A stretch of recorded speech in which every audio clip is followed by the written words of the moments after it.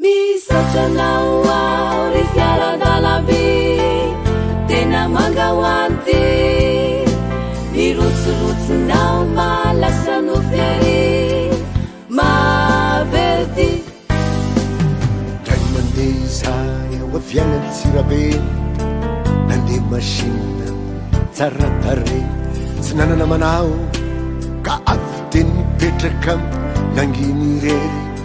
tsy afany resaka kanjo tao sambaina de indro tovovavy nandray fiara hariny angavy hipetraka eo anilako raha toka azo atao eno ao avetsenao misaotranao ao ry fiaran-dalamby tena mangahoandy mirotsorotsonao malasa no fery maverty nanangindray ny fiara nisosamora teny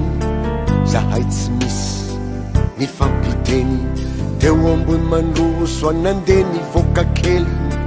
hividy mofo mena kely saikatsaikat-trao tsy sany inandrery izy ko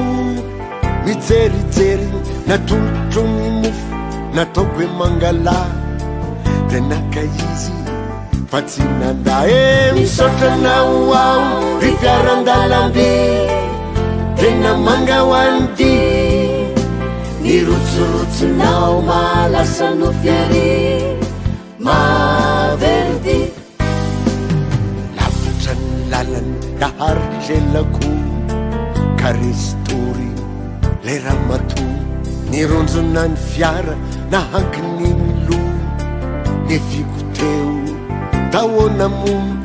raha ianao no tamin'ny toera nisy ay ianao angamba tsy de hosay hanilikiliky azy anao hoe miala raha tsy hoe de lozanga misaotranao ao ry fiaran-dalamby tena mangahoandy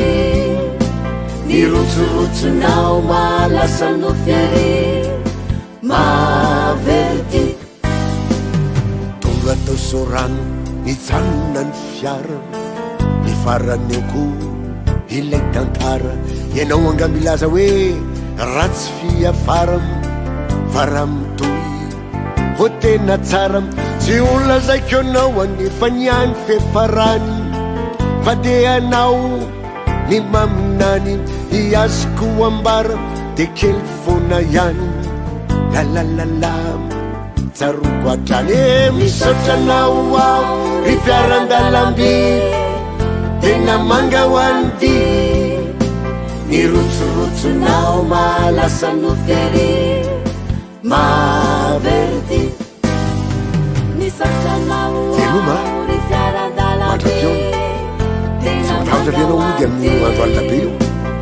raha tsy veto taninarivo hoe amin'ny alina fa izinanao momipetraka